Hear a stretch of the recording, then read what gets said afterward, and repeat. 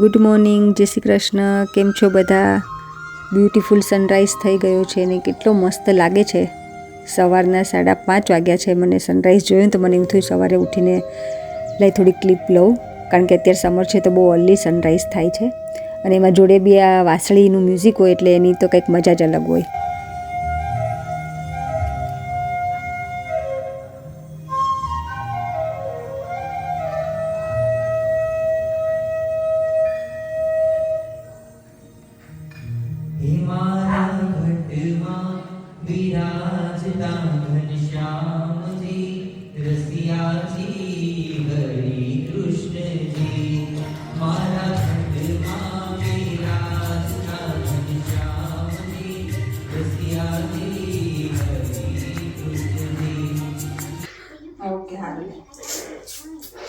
એ તો ચાલે, એકાદું પેપર તો ખરાબ જાય, વાંધો નહીં, it's okay. Okay, don't worry. બીજા બધા પેપર તો સારા જ જવાના છે. આ ગયા છે ને, બીજા બધા સરસ ગયા છે ને. બસ તો પછી ચલો એવું ચાલે. અમારી ચારમી બેન છે ને થોડાક ઇમોશનલ થઈ ગયા, કારણ કે આજે એને બાયોલોજીનું પેપર હતું ને એટલું બધું એને એક્સપેક્ટેશન હતી ને, જેવું એને એવું હતું કે સરસ જાય એવું ગયું નથી ને, એટલે હવે તો ચાલે હે ને. હવે નેક્સ્ટ 4 પેપર બાકી છે ને એમાં સરસ શું કહે કે મહેનત કરજો. ઓકે, ચાલો ચૂપ થઈ જાય.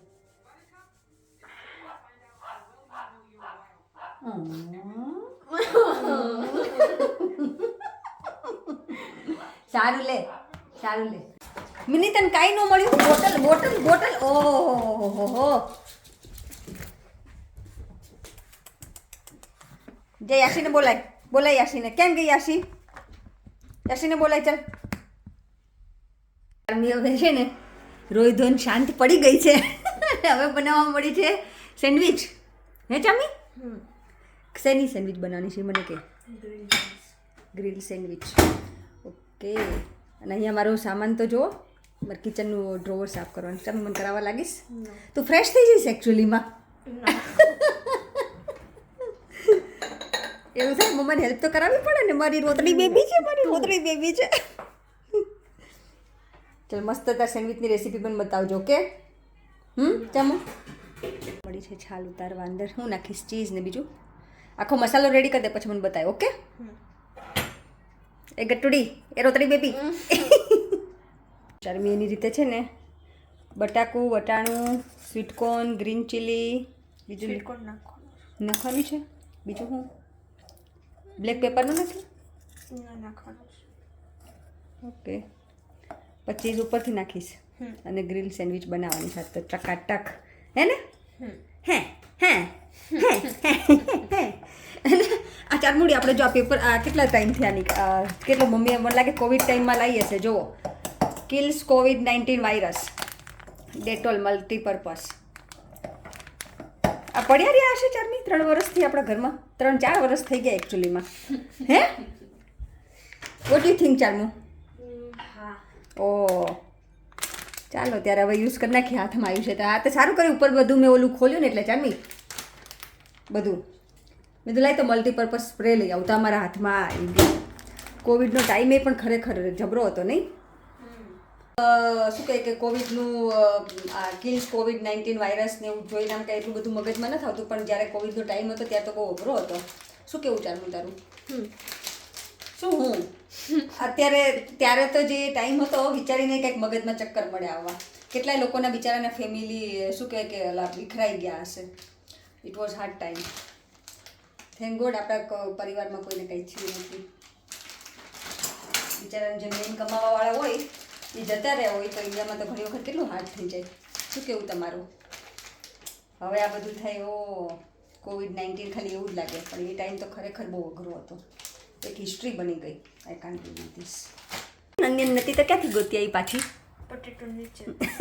તો સરખું જોતી તો તારું ડેડીનું બેયનું કામકાજ એવું છે કે નથી અને પછી હોય.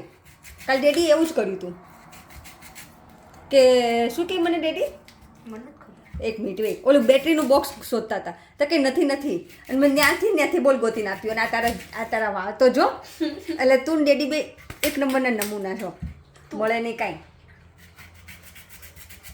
એ તો સેન્ડવિચ રેડી થઈ ગઈ લાગે છે, મને તો ખબર ના રહી. ટેસ્ટ કર, મને બતાવી કેવી છે. ચાલ અહીંયા ચણચણ બગલી ચાલુ થઈ ગઈ લાગે છે. સીટ ખાતી હતી. સીટ ખાતી હતી. બ્રાઉન બ્રેડમાં બી સારી લાગે ને. એક મિનિટ સેન્ડવિચ તને મીઠા મોડી લાગે છે? લાઈક સોલ્ટ ઓછું હોય એવું લાગે છે? મને થોડુંક એવું લાગ્યું. તને ચાર્મી? એટલે મોડી પડી ગઈ એમ? ઓકે. તું પડતી નહીં. હે? પડતી નહીં. ઓ તને મારી કેર થઈ? નો. તું વિડીયો ચાલુ કરતી તો હું ક્લિનિંગ કરું છું તો હે હાલ મને થોડું ક્લિનિંગ કરે ચાલ. ના હું જાઉં છું ઉપર. ઓકે ચાલો. હવે ફ્રેશ થઈ ગઈ? તારા માઇન્ડમાંથી નીકળી ગયું? યપ. હવે એનું થિંક ના કરતી. ઓકે બાયોલોજીનું જાઓ જે 4 પેપર બાકી છે ને એમાં ફોકસ કરો. Okay don't worry. ઓકે હા સમજ્યું. જાઓ મળો રિવિઝન કરવા. હજી રોવાઈ જાય છે મારી દીકલા. બસ હવે પણ ડોન્ટ વરી. હું તને કહું છું ડોન્ટ વરી તો પછી તું શું કામ રડે છે? હે હે ઇટ્સ ઓકે. પેપરમાં તો એવું ચાલ્યા કરે. તે તારી ટ્રાય બેસ્ટ કરી હતી ને? બસ તો પછી બસ તો હવે પછી રોવાનું નહીં. ઓકે બોલ ને 4 પેપર ઉપર ફોકસ કર. મેં તને ગઈકાલે કીધું તું 4 પેપર ઉપર ફોકસ કર. કોણ કોને સલાહ આપે? પણ હું તો ભણવામાં ઢગો જતી નહીં માનશો. ઢગો જતી તારે એટીકેટી આવી હતી મને ખબર છે. એટલે એટીકેટી તો નહોતી જાય બાય એટીકેટી નથી જોતી. બાય ધ વે એટીકેટી નહોતી. આ લોકોને ખબર નહીં બિચારા એટીકેટી લે. હા અરે બસ આ લોકોની એટીકેટી ને એવું કઈ હશે કે નહીં હોય? એવું કઈ નહીં ખબર નહીં. એમાં ચાલ તમારે હોય એટીકેટી તો શું હોય? તમને ખબર પડે અમે લોકોને કેવું હતું ખબર કે ધારો કે એક્ઝામ્પલ અમારે 7 પેપર હોય બરોબર, પછી 6 પેપરમાં અમે પાસ થયા ને 1 પેપરમાં નાપાસ થયા ને તમને પાછું થોડા મહિના પછી પાછો ચાન્સ મળે એક્ઝામ આપવાનો. તમને એવો મળે? ઓકે. અને અમારે કોલેજમાં એવું હતું કે એક પેપરમાં આપણે પહેલું વર્ષ હોય કોલેજનું માનશું તો એક પેપરમાં નાપાસ થયા હોય તેને એટીકેટી કહેવાય નહીં માનશું, પણ બીજા વર્ષમાં તમને એન્ટર તો થવા જ નહીં. અમારી વખત એવું હતું. બોલ. અને મમ્મી દર વર્ષે એટીકેટીમાં જ આવતી હતી. હિમાંશુ બસ લે બસ. હો એવું નહોતું. એવું હતું ચારમું. મમ્મી એવી હતી. હાવ મમ્મી એવી છે. અને આ મેરેજ પહેલા આપણે કે ડિક્લેર નહોતું થયું એટીકેટી. એટલે તો મને હજી હું તને દર વખત કહું છું એવું નથી હિમાંશુ. ડિક્લેર થઈ ગયો ને એટીકેટી તો તું ક્યાંય બીજે હોત ને હું બીજે હોત. ભાઈ તો હું કઈક સારી જગ્યાએ હોતી. હા સારી જગ્યાએ જ છે તું અત્યારે. એ બરાબર. એ એટીકેટી મમ્મીને આવું કહી દેતી જોતો. Don't worry. ઓકે. જો અત્યારે અમારે છે ને જીસીસી ની એક્ઝામ ચાલે છે. આપણે ઇન્ડિયામાં યર 10 હોય ને એવી રીતે અહીંયા યર 11 જીસીસી હોય અને એની એક્ઝામ ચાલે છે. એટલે અહીંયા બોર્ડ કહેવાય જીસીસી. એટલે લાઈક આપણે યર 10માં જે બોર્ડ હોય ને એવી રીતે અહીંયા યર 11માં હોય બોર્ડ. અને જીસીસીની એક્ઝામ ચાલતી હોય ને ત્યારે લાઈક કિડ્સ તો સ્ટ્રેસમાં હોય જ પણ પેરેન્ટ્સ પણ હોય. પણ ક્યારેક ચારમી બિચારી આજે હિમાંશુ એવું કહેતી હતી કે મમ્મી તું મને ખીજાઈ કેમ નહીં?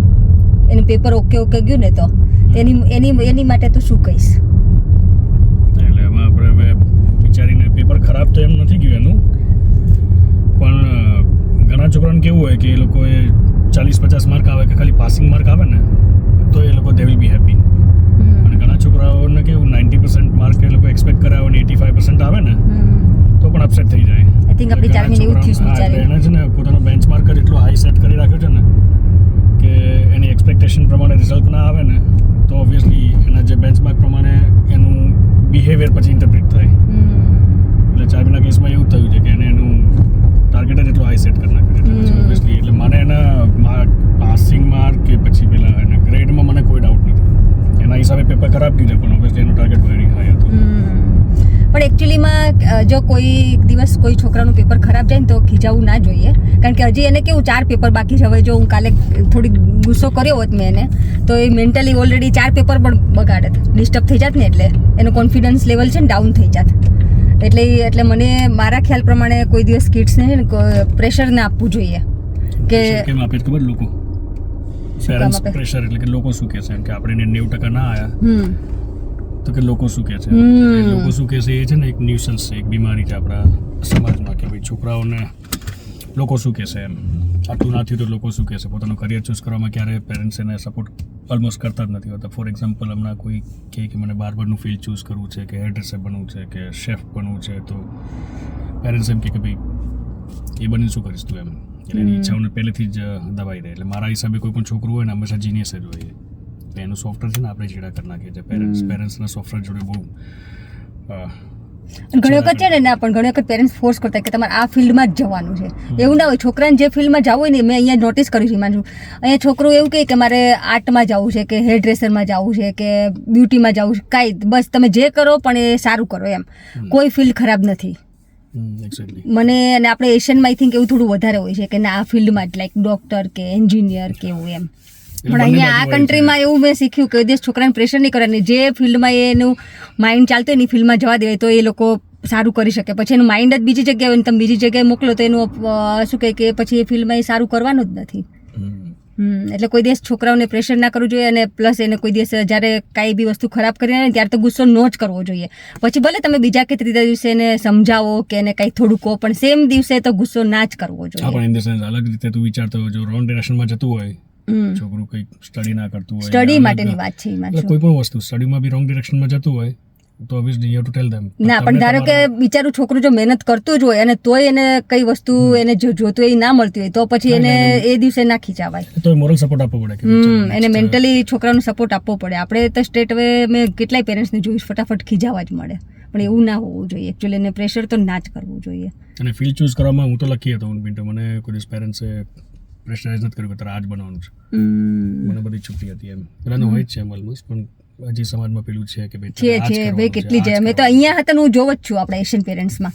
અહીંયા હું તો જોઉં છું કારણ કે હું તો રાત દિવસ કેટલા નહીં છે. મળતી હોઉં. છોકરાઓને ઇન્ટરેસ્ટ હોય કે મને હેર સ્ટાઇલિસ્ટ બનવું છે તો કે ના એ ના બનાય, એ ના એ મને બનાય શું કે કરવાનું? field પપ્પા ના who knows સારું કે ફ્યુચરનો જાવેદ હબીબ બની જાય. સાચી વાત છે. એની આ ટોપિક તો ચાલતો જ રહેશે પણ મારા મંતવ્ય પ્રમાણે છોકરાને કોઈ દિવસ અમુક વખતે એ લોકો જ્યારે મહેનત કરતા હોય ને પછી જો એ લોકોનો ટાર્ગેટ પૂરો થાય ને તો સ્ટ્રેટ હવે ખીજાવાનું નહીં, એને પ્રેમથી થોડું સમજાવવાનું, એવું મારું કેવું માનવું છે. પણ એની હું અહીંયા હવે હું ઘરે આવી ગઈ છું કામ પરથી, 2:45 વાગી ગયા છે અને હવે શું કહેવાય આજનો બ્લોગ હું અહીંયા જ પૂરો કરીશ. જો તમને ગમ્યું હોય તો please like share and subscribe. Thank you for watching. Bye. નહીં શું કરે બાય.